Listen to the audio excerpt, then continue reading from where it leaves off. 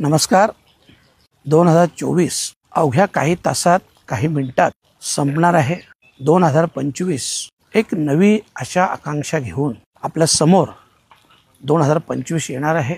परंतु 2024 मध्ये आपल्या सगळ्यांचं मी मनापासून आभार व्यक्त करतोय की या 2024 मध्ये आपण सगळ्यांनी सहकार्य केलं, भरभरून प्रेम दिलं, थोरा मोठ्यांनी आशीर्वाद दिले आणि 2024 हा माझ्यासाठी एक ऐतिहासिक वर्ष म्हणून माझ्या आयुष्यात एक अविस्मरणीय असं वर्ष राहिलं. आपण सगळ्यांनी भरघोस मतांनी मला खासदारपदी विराजमान केलं.